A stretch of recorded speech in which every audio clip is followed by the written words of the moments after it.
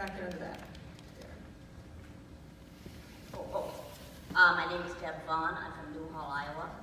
And I know that we were all, probably including you, glued to television sets on January 6th when we were watching glass break at our Capitol building, when we were seeing a gallows erected in front of us. And I feel also that many in Congress who voted against the investigation would have voted for it had it been thought that it was perpetrated by BLM members or Antifa members. I'd like you to justify for me why you voted against having an investigation of what the of January 6th. Thank you, Deb, for the question, and thank you for coming this morning. I was in the Capitol on January 6th for that joint session of Congress. I had left the chamber and went back to my office and was sheltering in place in my office when all of that you described was happening outside. It was horrible. It was a horrible day. It was a horrible day for our country. I had to, obviously my husband was texting me trying to make sure I was safe, but I had to have a very uncomfortable conversation with my kids that night about what happened at the Capitol that day.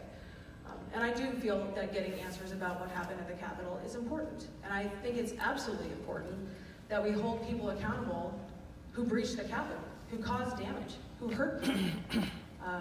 That's unacceptable to me. You mentioned some racism things that were constructed outside. That is completely unacceptable. We should be calling that out because, again, that whole day sent the wrong message for our country, and I believe that. That's why I, along with only about 30 other members, sponsored a piece of legislation that would have created that commission back on January 12th, because I did think it was important.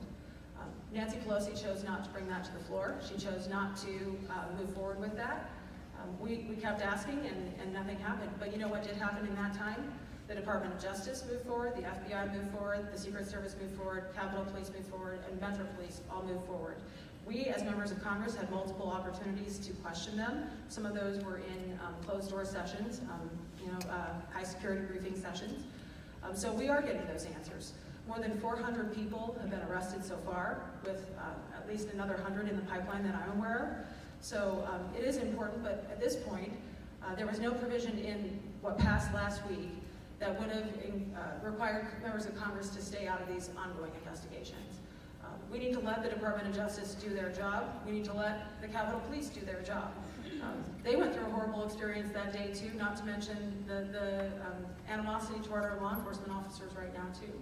So I supported the commission back in January, on January 12th. It didn't move forward, but those investigations did, and that's why I decided not to support the commission last week. I think we need to let those investigations play out, and justice is being served. The Senate also has a bipartisan commission, committees that are working on this, and their report is expected in June. So in just a few weeks, we'll get answers from that as well. So that's where I stood on the commission and why I made that decision, but I do think we need to get answers and we need to get to the bottom of it. Thanks, Deb.